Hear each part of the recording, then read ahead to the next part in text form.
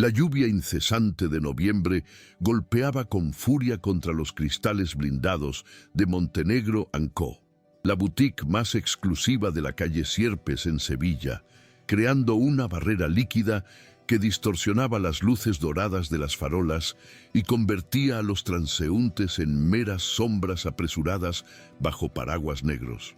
Una escena que contrastaba cruelmente con el dolor agudo y punzante que Elena sentía en la zona lumbar tras 8 horas de pie.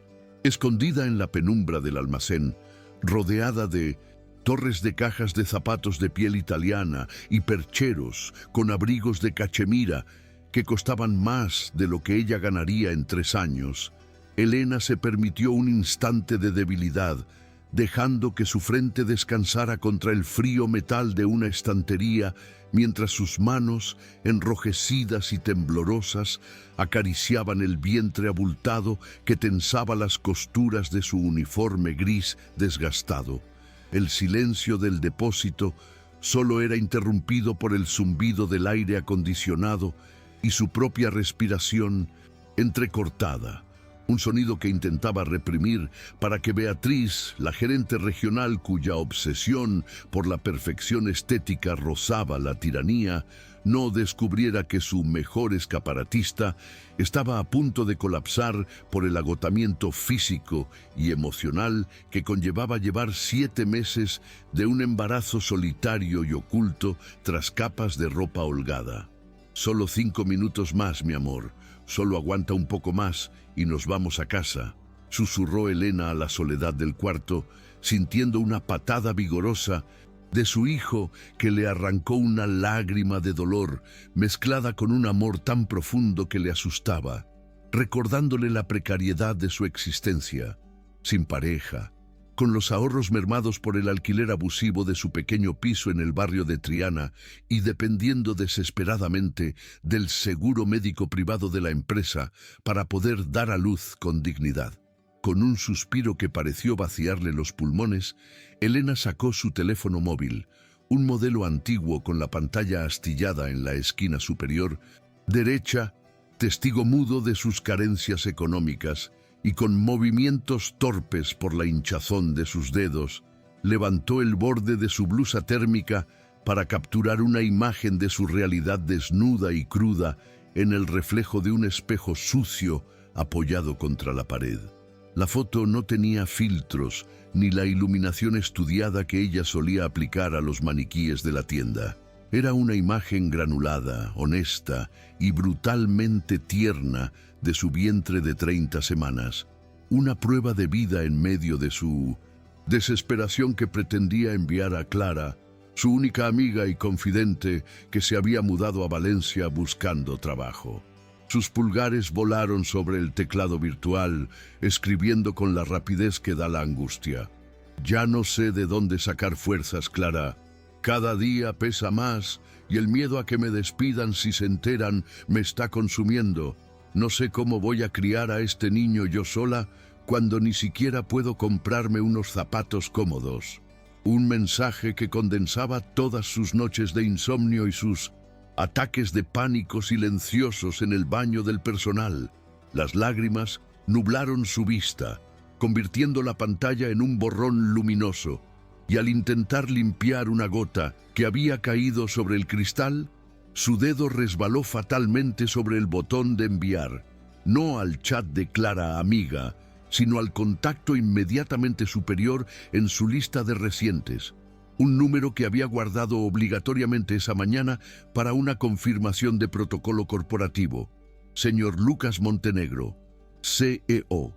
El tiempo pareció detenerse en el almacén, el sonido de la lluvia desapareció, y el latido de su corazón se convirtió en un martilleo ensordecedor en sus oídos mientras veía, con un horror paralizante que le heló la sangre, cómo la barra de progreso completaba el envío de la fotografía íntima y el texto devastador al hombre más poderoso, temido y hermético de toda la corporación.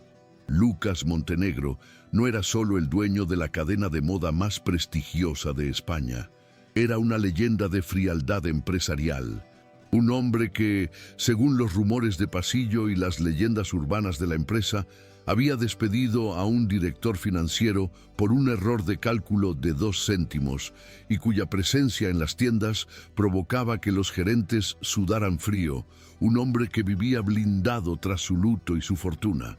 Elena intentó cancelar el envío, sus dedos golpeando la pantalla con desesperación frenética, pero la red 5G, irónicamente eficiente en ese momento trágico, ya había entregado el mensaje, y el doble tic azul, brillante y acusador, confirmó que el CEO había abierto el chat. El terror absoluto se apoderó de ella, visualizando no solo su despido inmediato por conducta inapropiada, sino la pérdida del seguro médico, el desahucio de su piso y la vergüenza pública, todo en una fracción de segundo que se sintió como una eternidad de tortura psicológica.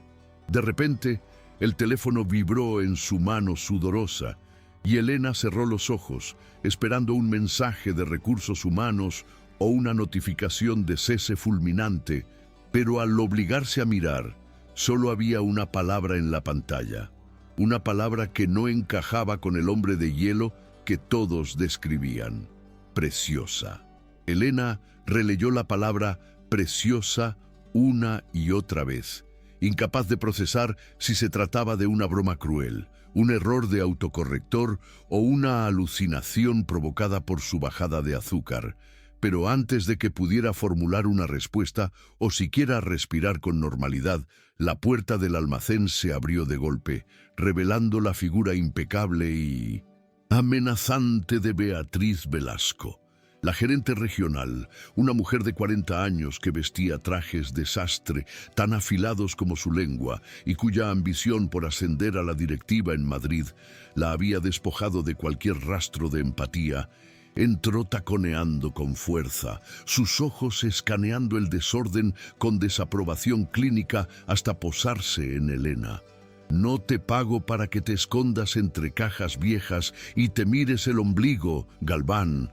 El escaparate principal necesita ser retocado porque la lluvia ha empañado los cristales y la iluminación del maniquí central no tiene el ángulo dramático que exige la campaña de invierno. Espetó Beatriz, con ese tono de voz que mezclaba condescendencia y autoridad, ignorando deliberadamente la palidez del rostro de Elena y la forma instintiva en que ella se cubría el vientre con el cardigan.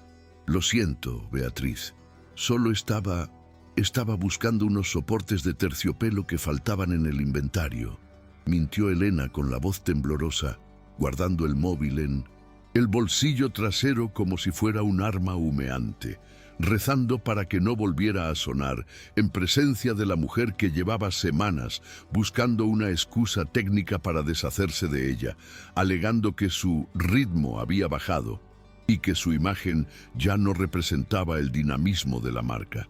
Pues date prisa porque acabo de recibir un correo de la central avisando que Lucas Montenegro está en la ciudad y podría pasarse a inspeccionar las tiendas mañana mismo, y si encuentra un solo alfiler fuera de menores lugar, tu cabeza será la primera en rodar, no la mía, sentenció Beatriz, cruzándose de brazos y observando a Elena con una mezcla de sospecha y desdén, como si pudiera oler el secreto que crecía bajo el uniforme de su empleada.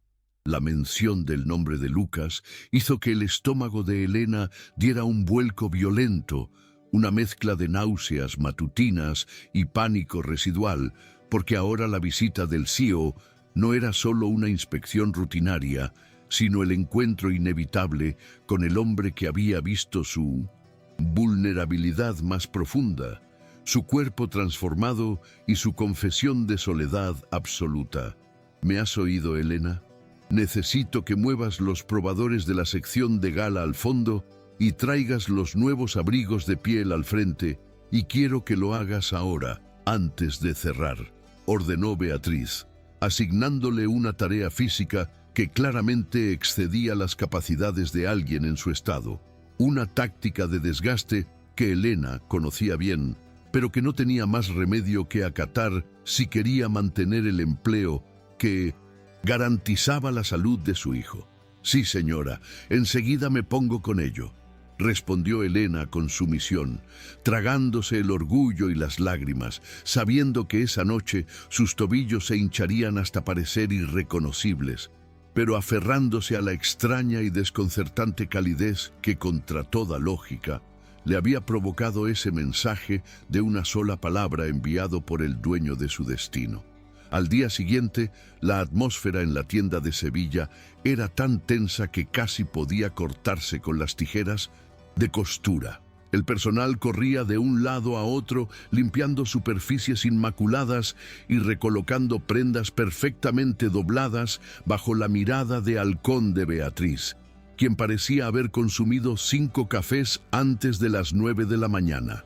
Elena, que había llegado media hora antes a pesar de no haber dormido apenas pensando en la respuesta de Lucas, se encontraba subida a una escalera inestable en el escaparate principal, ajustando una guirnalda de luces LED que se negaba a quedarse en su sitio, sintiendo cómo el vértigo y el cansancio le jugaban malas pasadas. Desde su posición elevada, tenía una vista privilegiada de la calle mojada y de los coches de lujo que pasaban, pero nada la preparó para el momento en que un sedán negro, blindado y reluciente, se detuvo justo frente a la puerta de cristal y de él descendió un hombre alto, de hombros anchos, cubiertos por un abrigo oscuro de corte perfecto, con un aura de autoridad que hizo que los peatones se apartaran instintivamente. Lucas. Montenegro no entró mirando el móvil ni dando órdenes a un séquito de asistentes. Entró solo, con las manos en los bolsillos y una mirada grisácea y penetrante que barrió la tienda en segundos, deteniéndose imperceptiblemente en la figura de Elena, quien casi pierde el equilibrio en la escalera al cruzar su mirada con la de él a través del cristal del escaparate. Bienvenido a Sevilla, señor Montenegro. Es un honor absoluto tenerle aquí. Hemos preparado todo siguiendo los estándares de excelencia de la temporada, saludó Beatriz con una sonrisa ensayada y empalagosa, interceptándolo en la entrada y extendiendo la mano con una confianza que rozaba la insolencia, intentando guiarlo inmediatamente hacia las secciones más rentables de la tienda para presumir de las cifras de ventas. Lucas aceptó el saludo con un asentimiento cortés pero distante, sin detener su paso, y con una voz grave que resonó en el silencio expectante del local, dijo: «Gracias, Velasco, pero prefiero empezar la inspección por el visual merchandising. He visto desde fuera que el escaparate tiene una narrativa interesante y quiero ver quién es el responsable de ese concepto». Beatriz se quedó momentáneamente paralizada, su sonrisa flaqueando por un milisegundo al ver que su plan de control se desmoronaba, pero se recuperó rápidamente. «Por supuesto, señor. Aunque debo advertirle que el montaje aún no está finalizado, nuestra escaparatista, Elena, a veces tarda un poco más de lo debido en los detalles finales». Lucas ignoró el comentario malicioso y caminó directamente hacia el escaparate, obligando a Elena a bajar de la escalera con una lentitud dolorosa, sintiendo cada escalón como un juicio, consciente de que su uniforme no podía ocultar del todo su estado a esa distancia y mucho menos ante los ojos del hombre que había visto la foto de su vientre desnudo la noche anterior. «Buenos días, señor Montenegro», murmuró Elena al llegar al suelo, manteniendo la mirada baja, fijada en los zapatos de 1900 cuero italiano impecables de su jefe, sintiéndose pequeña, expuesta y aterrorizada de que él hiciera algún comentario sobre el mensaje o, peor aún, que la despidiera allí mismo delante de Beatriz. Lucas se mantuvo en silencio durante unos segundos interminables, observando el montaje artístico que ella había creado, una escena invernal melancólica pero esperanzadora, hecha con ramas secas, recogidas del parque de María Luisa y retales de tela sobrante, una obra de arte que transmitía emoción más allá del consumismo, Tienes un talento excepcional para encontrar belleza donde otros solo verían desechos, Elena, dijo finalmente Lucas, usando su nombre de pila con una familiaridad que hizo que Beatriz arqueara una ceja con suspicacia, y luego, bajando el tono de voz para que solo ella pudiera escucharlo, añadió: «¿Cómo te encuentras hoy? No deberías estar subida a esa escalera». La pregunta, cargada de una preocupación genuina que contrastaba con su reputación de témpano de hielo, desarmó a Elena, quien levantó la vista sorprendida para encontrarse con unos ojos que no la juzgaban por su error ni por su embarazo, sino que la miraban con una intensidad humana y protectora que no había sentido en meses. Estoy bien, señor. Solo haciendo mi trabajo», respondió ella, sintiendo cómo el rubor subía por sus mejillas. «El trabajo de un artista es crear, no ponerse en riesgo», replicó Lucas con suavidad, pero con firmeza, y luego se giró hacia Beatriz, quien observaba la escena como una pantera lista para atacar cualquier signo de debilidad. «Velasco, este escaparate es lo mejor que he visto en todas las sucursales del sur. Quiero que se mantenga exactamente así, pero la iluminación necesita ajustarse desde el suelo, no desde el techo», improvisó Lucas con una autoridad incuestionable, inventando una excusa técnica para evitar que Elena tuviera que volver a subir a la escalera. «Y otra cosa», continuó, paseando su mirada por la tienda como si buscara algo más que criticar. «He notado que la silla del mostrador de caja es ergonómicamente desastrosa. Solicito que se cambie hoy mismo por una de las sillas ejecutivas que tenemos en el despacho de gerencia, y quiero que Elena la use para diseñar los bocetos de la próxima campaña, sentada, no de pie en el almacén». Beatriz parpadeó, atónita ante la orden absurda de dar una silla de 500 euros a una empleada rasa. Pero la mirada de Lucas no admitía réplica.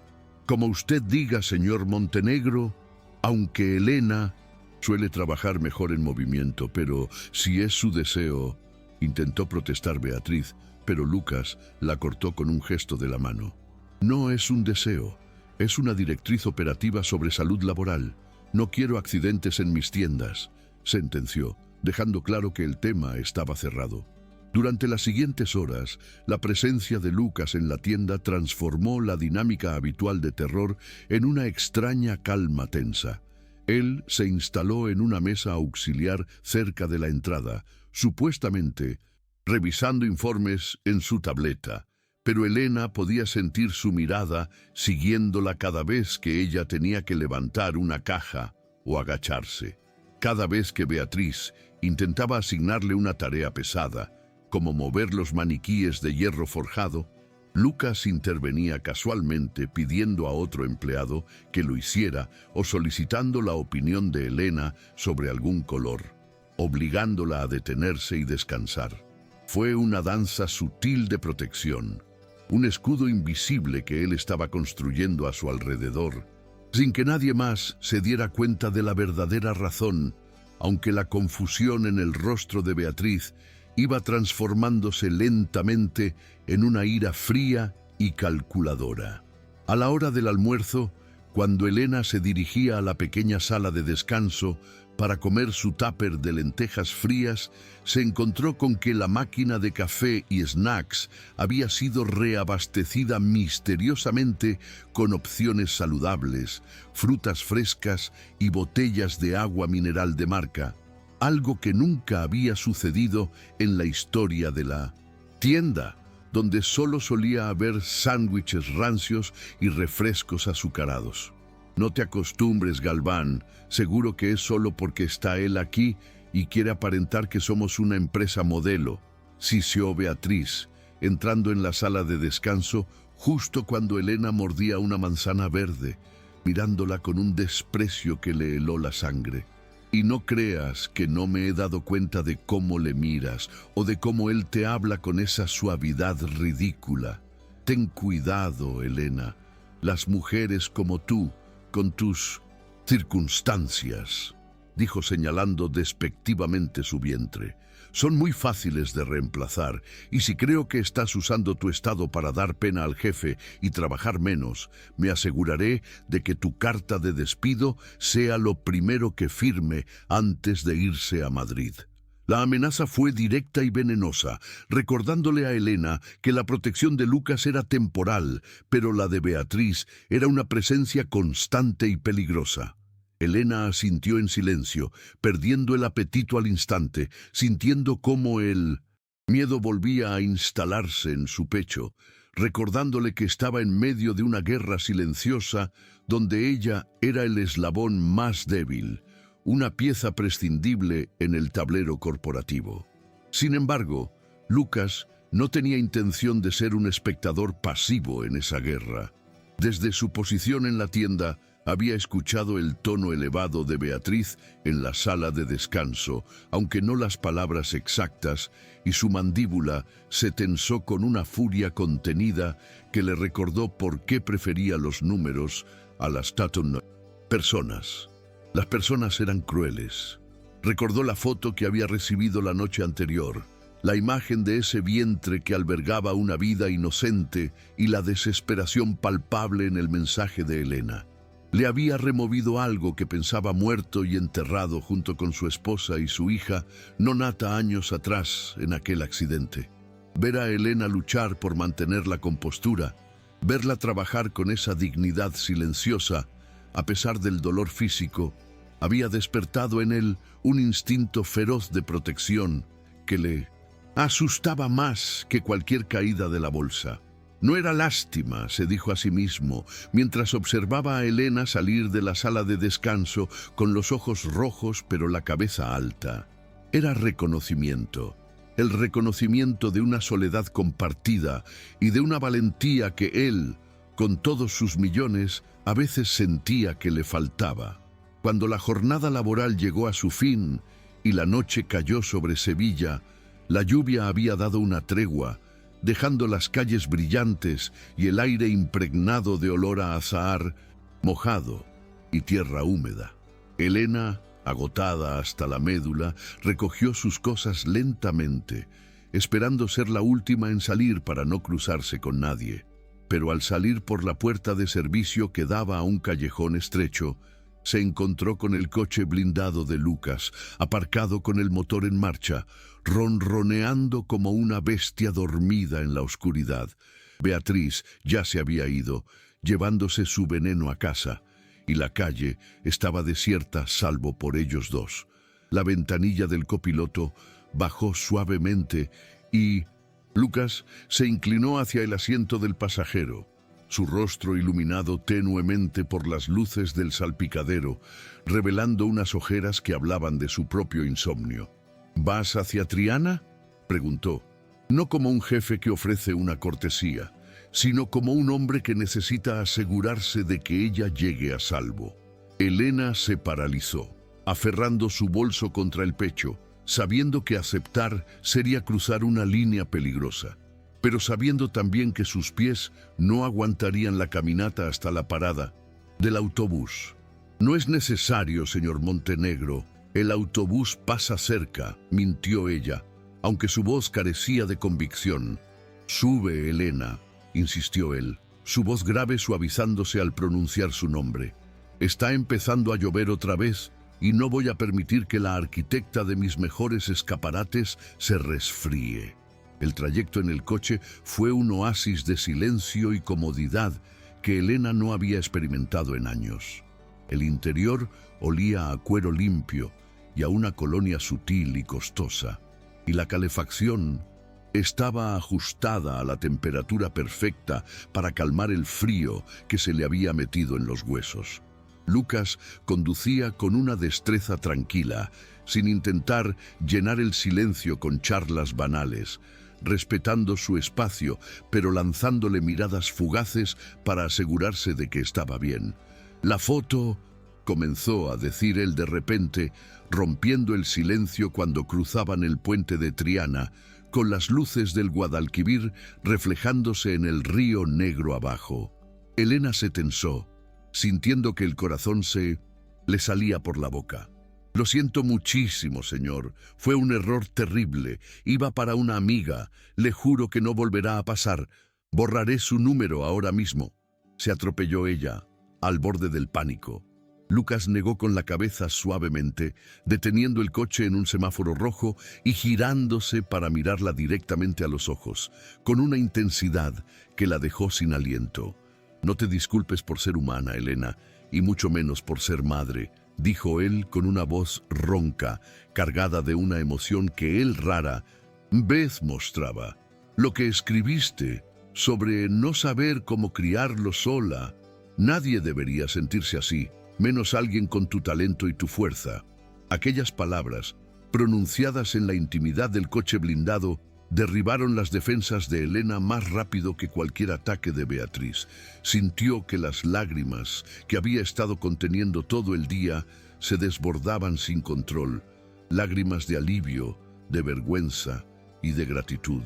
Lucas, en un gesto que rompería todas las normas del manual de recursos humanos, pero que en ese momento pareció lo único correcto en el mundo, sacó un pañuelo de tela de su bolsillo y se lo ofreció, sin tocarla, pero con una cercanía que quemaba. «Gracias», susurró ella, secándose las mejillas con la tela suave que olía a él. El semáforo cambió a verde y el coche reanudó la marcha, pero algo había cambiado irrevocablemente entre ellos. La jerarquía se había difuminado, reemplazada por un vínculo frágil y secreto nacido de un error digital. Al dejarla frente a su portal, un edificio antiguo con la fachada desconchada que gritaba precariedad, Lucas esperó a que ella entrara y encendiera la luz de su piso antes de arrancar. Un gesto de cuidado que Elena observó desde su ventana, tocando su vientre y preguntándose si, por primera vez en mucho tiempo, la vida le estaba dando un respiro o si simplemente se estaba metiendo en la boca del lobo. Mientras tanto, en la oscuridad de su coche, Lucas marcó un número en su teléfono.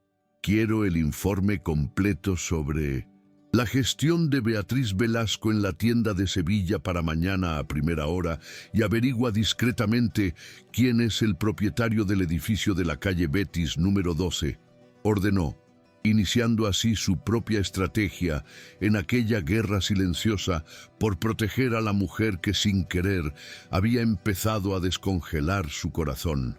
Los días siguientes a aquel trayecto en coche bajo la lluvia transformaron la rutina de la tienda en una partida de ajedrez silenciosa y cargada de tensión, donde cada movimiento de Lucas Montenegro, por sutil que fuera, generaba ondas de choque que alteraban el ecosistema laboral y ponía en alerta máxima los instintos depredadores de Beatriz. Lucas no regresó inmediatamente a Madrid como dictaba su agenda oficial, sino que instaló una oficina temporal en la planta superior de la sucursal de Sevilla, alegando una reestructuración logística del sur de España, una excusa que nadie se atrevió a cuestionar, pero que mantenía a todo el personal caminando sobre cáscaras de huevo, especialmente a Elena, quien sentía la presencia de su jefe como un campo magnético constante que la protegía y la aterraba a partes iguales. Misteriosamente, las cargas de trabajo más pesadas comenzaron a desaparecer de su lista de tareas. Las cajas de la nueva colección de invierno que habitualmente ella debía desembalar y clasificar de pie durante horas, aparecían ya organizadas por un equipo de refuerzo nocturno que nadie había visto entrar. Los turnos de cierre que la obligaban a salir a medianoche fueron reasignados a empleados junior, con una compensación económica extra, y la silla ergonómica que Lucas había exigido se convirtió en su trinchera personal en el almacén, un símbolo de estatus involuntario que atraía miradas de envidia y confusión. Sin embargo, estas misiones secretas de cuidado, orquestadas desde la oficina de cristal donde Lucas observaba las cámaras de seguridad con la obsesión de un guardián, no pasaron desapercibidas para Beatriz, cuya paranoia se alimentaba de cada concesión que Elena recibía interpretando la protección del CEO no como humanidad, sino como una debilidad que ella podía explotar para salvar su propia posición ante una posible purga directiva. No sé qué juego te traes con él, Galván, ni qué historias lacrimógenas le has contado sobre tu vida patética para que te trate como a una princesa de porcelana, le susurró Beatriz una tarde, arrinconándola en el pasillo de probadores con una sonrisa viperina mientras fingía acomodar una bufanda. Pero ten por seguro que los hombres como Lucas Montenegro se aburren rápido de sus juguetes rotos. Y cuando él se vaya, tú y yo nos quedaremos solas aquí. Y entonces entenderás lo que es el verdadero frío. La tensión en la tienda se contrastaba con la extraña y cálida intimidad que comenzaba a florecer fuera de ella. En los momentos robados que el destino o la voluntad férrea de Lucas les regalaba. Una tarde de martes, cuando Elena llegó a su pequeño apartamento, en Triana, agotada y con los tobillos palpitando tras una jornada donde Beatriz la había obligado a rediseñar 3 veces el mismo maniquí solo por capricho, encontró una caja enorme y plana apoyada contra su puerta, con un albarán de entrega anónimo. Era una cuna. Una estructura de madera de haya clara, sencilla y elegante, infinitamente mejor que la de segunda mano que ella había estado mirando en internet y que no podía permitirse. El corazón le dio un vuelco, mezcla de gratitud y pánico por la deuda moral que aquello implicaba, pero su orgullo se desmoronó cuando intentó arrastrar la caja al interior y se dio cuenta de que no tenía ni las herramientas ni la fuerza para montarla. Fue entonces cuando sonó el timbre, y al abrir se encontró a Lucas, vestido de civil con unos vaqueros oscuros y un jersey de cuello alto que suavizaba sus facciones, sosteniendo una caja de herramientas profesional como si fuera un maletín de negocios. Pasaba por el barrio revisando unas propiedades inmobiliarias, mintió él con una falta de convicción casi cómica, sus ojos desviándose hacia la caja de la cuna. Y recordé que mencionaste que necesitabas arreglar una estantería o algo así. Elena, abrumada por la irrealidad de la situación y con las hormonas a flor de piel, no tuvo fuerzas para debatir la lógica absurda de su visita y se apartó para dejarlo entrar, permitiendo que el hombre más rico que conocía cruzara el umbral de su humilde refugio, un espacio de 40 metros cuadrados donde el olor a lavanda barata y humedad antigua se mezclaba ahora con la fragancia cara de su jefe. La siguiente hora fue una comedia de errores que sirvió para demoler las últimas barreras jerárquicas que quedaban entre ellos. Lucas, un genio de las finanzas capaz de desmantelar empresas multinacionales y rearmarlas para el éxito, resultó ser absolutamente inútil frente a las instrucciones gráficas de una cuna sueca. Esto no tiene sentido. El tornillo B no encaja en la ranura AA, menos que violemos las leyes de la física o rompamos la madera, refunfuñó Lucas, sentado en el suelo de baldosas desgastadas, con el pelo revuelto y las mangas remangadas, luchando contra un lateral de la cuna que parecía tener vida propia. Elena, que lo observaba desde el sofá con una taza de té en las manos, soltó una carcajada espontánea, un sonido limpio y genuino que pareció iluminar la habitación lúgubre y que hizo que Lucas levantara la vista, sorprendido por la música de su risa. Quizás si dejas de intentar negociar con la madera y simplemente sigues el dibujo, señor CEO, logremos que el bebé tenga donde dormir, bromeó ella, perdiendo el miedo a ofenderlo. Lucas sonrió, una sonrisa ladeada y boyish que le quitó 10 años de encima y borró la sombra de luto que solía oscurecer su mirada. Touché, Elena. Acepto mi derrota técnica, pero solo si me ayudas a sujetar este panel infernal, respondió él. Trabajaron juntos, sus manos rozándose accidentalmente al ajustar los pernos creando una electricidad estática que no tenía nada que ver con la fricción y todo que ver con la soledad compartida que ambos intentaban ocultar. Cuando finalmente la cuna estuvo montada, sólida y vacía en medio del salón, se hizo un silencio denso y emotivo. Lucas pasó la mano por el barrote superior con una ternura que le encogió el corazón a Elena. «Es perfecta», susurró ella, con los ojos llenos de lágrimas, imaginando a su hijo allí. Lucas la miró y por un segundo pareció a punto de decir algo, de cruzar la distancia y abrazarla, pero se contuvo, limitándose a decir con voz ronca: «Mereces cosas buenas, Elena, tú y él». Antes de irse, Lucas vio sobre la mesa un par de patucos amarillos de lana, tejidos a mano y un poco deformes, el único ajuar que ella había podido hacer. Él los tocó suavemente, como si fueran reliquias sagradas, y ese gesto simple de respeto hacia la vida que venía selló un pacto mudo de lealtad entre ellos.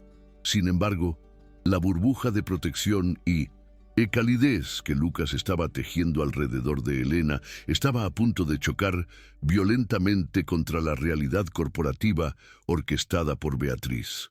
La gerente regional, sintiendo que su autoridad se erosionaba día a día con la presencia de Lucas, decidió jugar sucio al descubrir, hurgando en la papelera del almacén, un recibo de farmacia a nombre de Elena para un suplemento vitamínico prenatal caro, pagado con una tarjeta que no coincidía con la nómina de la empleada. Beatriz, con la astucia de «y quien ha trepado pisando cabezas», ató cabos erróneos pero peligrosos, asumiendo que Elena estaba recibiendo dinero de algún padrino, o quizás malversando, y decidió aumentar la presión hasta que algo se rompiera.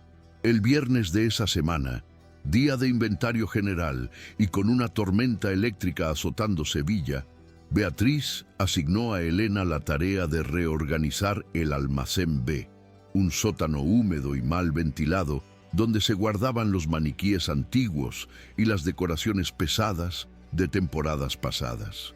«Necesito espacio para la nueva colección, Galván, y quiero que todo ese trasto viejo desaparezca o se organice por colores antes de las 6, y no quiero oír excusas sobre tu espalda.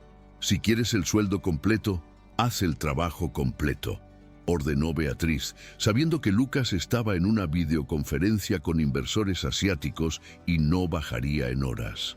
Elena, temiendo perder el bono de productividad que necesitaba para la fianza del hospital, bajó al sótano sin rechistar, arrastrando su cuerpo, cansado y su vientre pesado por las escaleras estrechas, sintiendo cómo la humedad del lugar se le agarraba a los pulmones y el estrés empezaba a manifestarse en un dolor sordo en el bajo vientre que intentó ignorar. El desastre era una crónica anunciada. El aire viciado del sótano, combinado con el esfuerzo físico de mover cajas llenas de adornos metálicos y la ansiedad acumulada, fue demasiado para el cuerpo de Elena. Alrededor de las 5 de la tarde, mientras intentaba alcanzar una caja en 1900, un estante alto, el mundo se inclinó vertiginosamente, su visión se llenó de puntos negros y un zumbido agudo reemplazó el sonido de la lluvia. Sintió un dolor agudo, como una garra apretando su útero, y soltó la caja, que cayó con estrépito al suelo justo antes de que sus piernas cedieran. Elena colapsó sobre el suelo de hormigón frío, jadeando por aire, incapaz de moverse, sintiendo el terror absoluto de que algo le hubiera pasado al bebé. «¡Ayuda!», intentó gritar, pero su voz salió como un susurro estrangulado. Arriba, en la tienda, el ruido del golpe alertó a una compañera que avisó a Beatriz, pero fue Lucas, quien acababa de salir de su reunión y buscaba a Elena con la mirada, quien sintió el peligro en la nuca como un sexto sentido. Al ver el corrillo de empleados mirando hacia la puerta del sótano y la cara de falsa preocupación de Beatriz, Lucas no preguntó, simplemente actuó, rompiendo todo protocolo de distancia y decoro, corrió hacia las escaleras y bajó los escalones de Intocin dos en dos, encontrando a Elena ovillada en el suelo, pálida como la cera y temblando violentamente. ¡Elena!, rugió su nombre, un sonido gutural de miedo puro que resonó en las paredes de piedra. Se arrodilló a su lado, sin importarle que el polvo manchara su traje de 3.000 euros, y al ver que ella apenas reaccionaba, la tomó en brazos con una facilidad sorprendente, levantándola como si fuera de plumas, protegiendo su cabeza contra su pecho. La escena que siguió quedó grabada en la retina de todos los empleados de Montenegro & Co. El CEO, el intocable Lucas Montenegro, subiendo del sótano con la escaparatista embarazada en brazos, su rostro desencajado por una preocupación que iba mucho más allá de la responsabilidad laboral, gritando órdenes para que alguien llamara a su chofer y preparara el coche. «¡Abran la maldita puerta!», bramó al llegar a la entrada, ignorando la lluvia torrencial que lo empapó al instante mientras corría hacia su vehículo blindado, depositando a Elena en el asiento trasero con una delicadeza extrema. Beatriz observó todo desde el mostrador, con los ojos entrecerrados y una mueca de triunfo maquiavélico dibujándose en sus labios pintados de rojo sangre. No vio una tragedia, vio una oportunidad. Mientras el coche de Lucas desaparecía rugiendo calle abajo rumbo al hospital privado más exclusivo de Sevilla, Beatriz se dirigió tranquilamente a la sala de seguridad. «Quiero ver las grabaciones de las cámaras 3 y 4, las del sótano y la entrada». «Ahora mismo», ordenó al guardia de seguridad, sabiendo que lo que encontraría allí sería la munición perfecta para destruir a Elena y, de paso, atar de manos a Lucas. El trayecto al hospital fue una neblina de dolor y miedo para Elena, quien solo era consciente de la mano cálida de Lucas apretando la suya y de su voz repitiendo como un mantra: «No te vas a ir, no te voy a dejar, aguanta, Elena». En urgencias, la influencia de Lucas abrió puertas que hubieran estado cerradas para cualquier otro. Médicos especialistas aparecieron de la nada, y Elena fue trasladada a una habitación privada, lejos del ruido de la sala de espera general. Cuando el doctor finalmente salió para informar, Lucas estaba paseando por el pasillo como un león enjaulado, con la camisa empapada pegada al cuerpo y el pelo goteando. «Es un cuadro de estrés severo e hipertensión gestacional, señor Montenegro», explicó el médico, ajustándose las gafas. «El bebé está bien, pero ha sido una advertencia muy seria. La madre necesita reposo absoluto, cero estrés físico o emocional, o el parto podría adelantarse con consecuencias graves. ¿Es usted el padre?». La pregunta quedó suspendida en el aire estéril del hospital, pesada y cargada de implicaciones. Lucas tragó saliva, mirando a través del cristal de la habitación donde Elena dormía sedada, conectada a monitores que pitaban rítmicamente, marcando la vida de ese niño que no era suyo, pero que ya sentía como tal. «No», respondió finalmente, con la voz rota, «pero soy el responsable de que ella esté bien. Haga lo que sea necesario, yo cubro todos los gastos, pero quiero que salgan de aquí sanos». Mientras Lucas velaba el sueño de Elena, sentado en una silla incómoda junto a su cama, observando cómo su pecho subía y bajaba, dándose cuenta de que estaba cruzando un punto de no retorno emocional. En la tienda, Beatriz visualizaba el vídeo de seguridad una y otra vez. La imagen granulada mostraba a Lucas arrodillado, acariciando la cara de Elena antes de levantarla, un gesto de intimidad innegable, y luego la forma en que la miraba antes de salir corriendo. No era la actitud de un jefe auxiliando a un empleado, era la actitud de un hombre enamorado y desesperado. «Lo tengo», murmuró Beatriz para sí misma, copiando el archivo en un pendrive y guardándolo en su bolso de diseñador. Tenía la prueba de favoritismo, de una relación inapropiada que violaba el código ético de la corporación y que, si se filtraba a la junta directiva o a la prensa, destruiría la reputación inmaculada de Lucas y la credibilidad de la marca. Pero su objetivo principal no era Lucas. Él era demasiado poderoso. Su objetivo era la pieza débil. Beatriz redactó mentalmente el discurso que le daría a Elena en cuanto volviera, o renunciaba voluntariamente y desaparecía para siempre, o el vídeo se haría público y todo el mundo sabría que la mosquita muerta había trepado en la empresa seduciendo al jefe, arruinando la carrera de Lucas en el proceso. Con esa carta bajo la manga, Beatriz sonrió, apagó las luces de la tienda y salió a la noche sevillana, convencida de que había ganado la partida. Elena despertó horas después, desorientada, con la luz tenue de la lámpara de noche iluminando el perfil de Lucas, que se había quedado dormido en la silla, con la cabeza apoyada en la mano. Verlo allí, tan vulnerable, tan lejos de su torre de marfil, hizo que el corazón de Elena se llenara de un sentimiento que ya no podía negar. Se llevó la mano al vientre y sintió una patada suave, una confirmación de vida. Lucas se despertó al instante al notar su movimiento, enderezándose rápidamente. «¿Cómo estás? ¿Te duele algo?», preguntó acercándose a la cama con urgencia. «Estoy mejor. Gracias, Lucas», dijo ella, usando su nombre sin el título por primera vez, con una voz suave y ronca. Él la miró, y en ese intercambio de miradas, en esa habitación de hospital que olía a antiséptico y a lluvia, ambos supieron que las reglas del juego habían cambiado para siempre.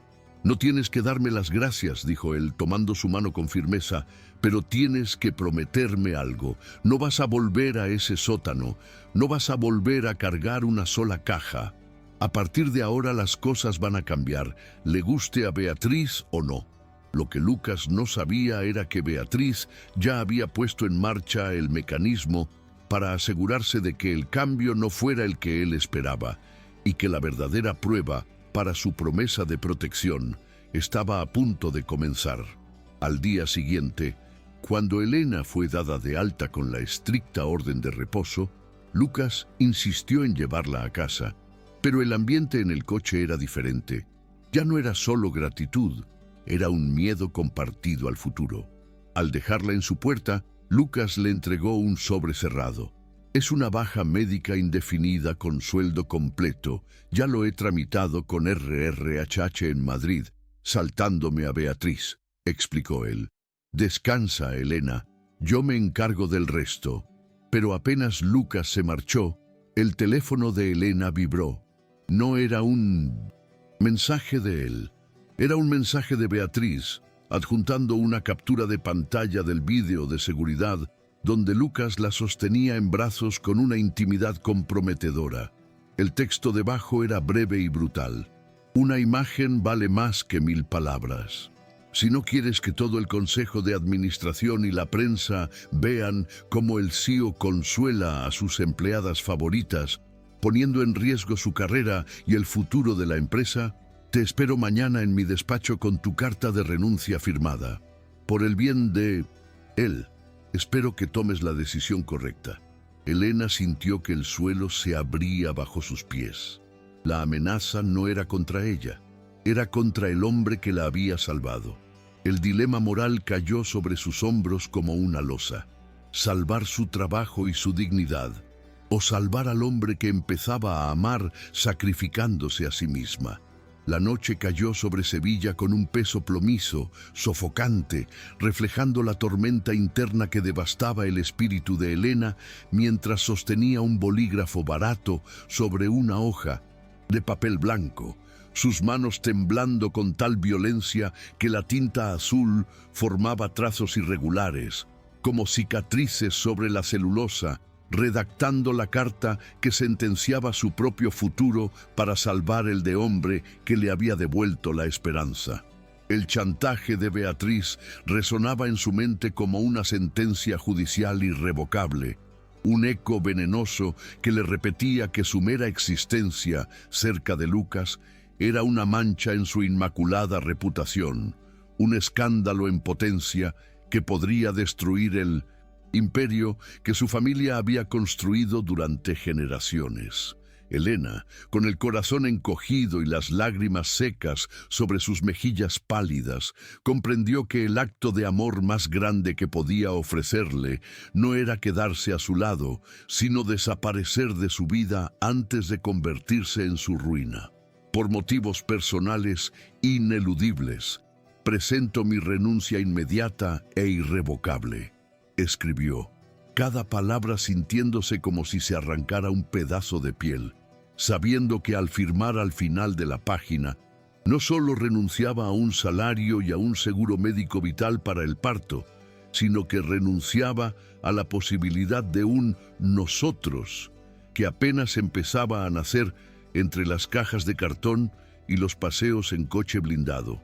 Dobló la carta con cuidado, metiéndola en un sobre simple, y miró por última vez su pequeño apartamento, donde la cuna vacía montada por Lucas permanecía como un monumento cruel a lo que podría haber sido, un sueño de familia que se desvanecía antes de empezar. A la mañana siguiente, la tienda Montenegro & Co. amaneció con una actividad frenética, preparándose para el gran evento de la noche, la gala de lanzamiento de la colección de invierno, un espectáculo de vanidad y lujo que tendría lugar en el Real Alcázar. Pero para Elena, el brillo de los focos y el rasgar de las sedas eran lejanos, casi ajenos, mientras caminaba hacia el despacho de gerencia con la cabeza baja y el sobre quemándole en las manos. Beatriz la esperaba sentada tras su escritorio de caoba, impecable en un traje de diseñador, con esa sonrisa triunfal de quien sabe que ha ganado la partida sin ensuciarse las manos, extendiendo la palma abierta con impaciencia depredadora.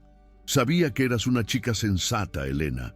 Al final, has entendido que cada uno tiene su lugar en la cadena alimenticia y que el tuyo no es al lado del dueño, dijo Beatriz con una suavidad falsa, arrancándole el sobre de las manos y verificando la firma con una satisfacción obscena antes de guardarlo en un cajón bajo llave, como si estuviera enterrando un cadáver. Puedes recoger tus cosas y salir por la puerta de servicio. He dado orden a seguridad para que no te revisen los bolsos. Considéralo mi regalo de despedida. Ah, y Elena, si alguna vez intentas contactar con él, recuerda que el vídeo sigue en mi poder, amenazó por última vez, sellando el pacto de silencio con una mirada gélida. Elena no respondió, no tenía voz ni fuerzas para pelear contra un monstruo corporativo, simplemente se dio la vuelta, sintiendo cómo su hijo se movía inquieto en su vientre, y salió de la tienda para sumergirse en el anonimato de las calles de Sevilla, bloqueando el número de Lucas en su teléfono con un dedo que parecía pesar una tonelada, cortando el único hilo de luz que le quedaba. Lucas llegó a la tienda 2 horas después con un ramo de tulipanes blancos, los favoritos de ella, según había averiguado sutilmente, y una noticia sobre una clínica especializada en partos de riesgo que quería compartir con Elena, pero al encontrar el almacén vacío y su silla ergonómica ocupada por un montón de abrigos, un frío glacial le recorrió la espalda. La ausencia de Elena no era física, era atmosférica. El lugar parecía haber perdido su alma. Cuando irrumpió en el despacho de Beatriz, exigiendo explicaciones, la gerente regional actuó su papel con una maestría digna de un Oscar, suspirando con una falsa tristeza mientras le tendía la carta de renuncia. Lo siento mucho, señor Montenegro. Intenté convencerla de que se quedara, pero dijo que la presión del trabajo era demasiada para su estado, que prefería volver a su pueblo con su familia y que no quería despedidas lacrimógenas. Mintió Beatriz, mirándole a los ojos con una sinceridad fabricada. Lucas leyó la carta, reconociendo la letra temblorosa de Elena, y sintió un golpe en el pecho que lo dejó sin aire. La lógica le decía que era posible, que el estrés del sótano la había asustado, pero su instinto, ese instinto visceral que le había hecho protegerla, desde el primer mensaje le gritaba que todo aquello era una mentira, una puesta en escena. Intentó llamarla 1, 2, 10 veces, pero el tono de número bloqueado o inexistente fue la única respuesta, sumiéndolo en una desesperación silenciosa y furiosa que lo hizo lanzar el ramo de flores a la papelera, sintiendo que, una vez más, llegaba tarde para salvar a quien amaba. La tarde se convirtió en una pesadilla borrosa para Lucas, quien se encerró en su oficina temporal, revisando informes sin verlos, hasta que su teléfono personal, un número que solo tenían su familia y sus directivos más cercanos, sonó con una llamada de un número desconocido con prefijo de Valencia. Era Clara, la amiga de Elena, cuya voz temblaba de indignación y miedo al otro lado de la línea. «Escúcheme bien, señor CEO de los cojones», espetó Clara, saltándose cualquier protocolo. «No sé qué clase de juego enfermo tienen en esa empresa, pero Elena me acaba de llamar destrozada, diciendo que tuvo que renunciar para que una tal Beatriz no publicara un vídeo suyo con usted y le arruinara la vida. Elena está haciendo las maletas para irse de Sevilla porque tiene miedo. Y si usted tiene un gramo de decencia, más le vale arreglar esto porque ella no se merece estar huyendo como una criminal». La revelación cayó sobre Lucas como un rayo, iluminando de golpe todas las sombras de la situación. La sonrisa de suficiencia de Beatriz, la prisa por aceptar la renuncia, el miedo en los ojos de Elena en el hospital. No, era abandono, era sacrificio.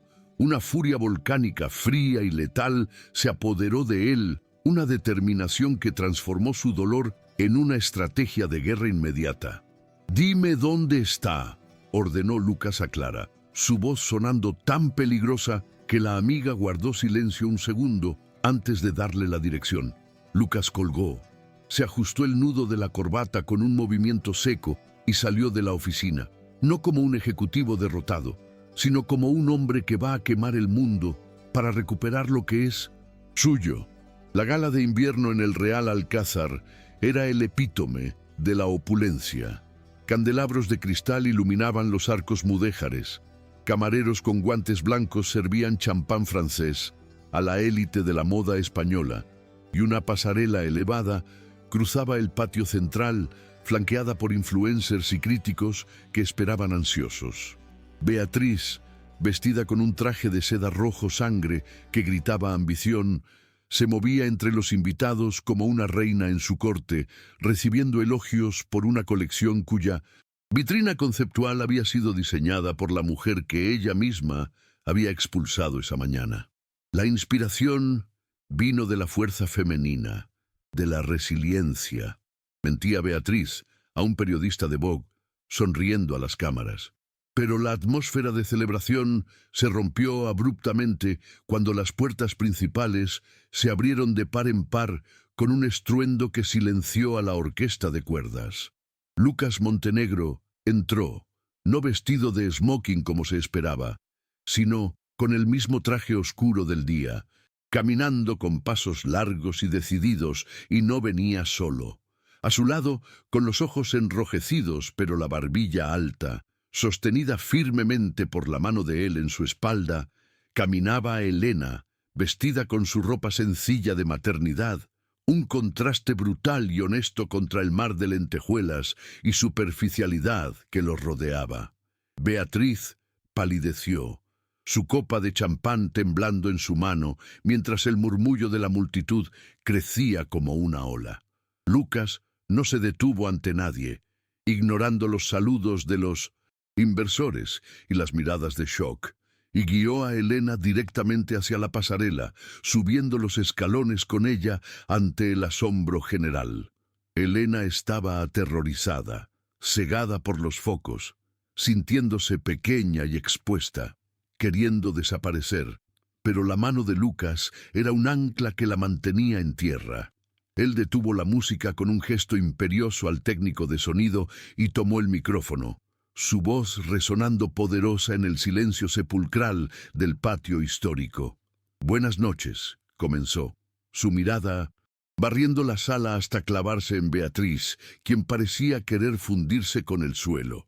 «Estamos aquí para celebrar la belleza, la moda y la excelencia, pero hoy me he dado cuenta de que esta empresa ha estado ciega ante su verdadero valor». La tensión era insoportable. Todos esperaban un discurso corporativo, pero Lucas estaba reescribiendo el guión. De repente, él miró hacia abajo y notó algo. A Elena, en la premura de ser sacada de su casa por Lucas, se le había desatado el cordón de una de Mundensis, sus zapatillas deportivas desgastadas, un riesgo de tropiezo peligroso para alguien en su estado. Sin dudarlo un segundo, ante 300 personas y docenas de cámaras transmitiendo en vivo, el intocable CEO, Lucas Montenegro, se arrodilló a los pies de su ex empleada.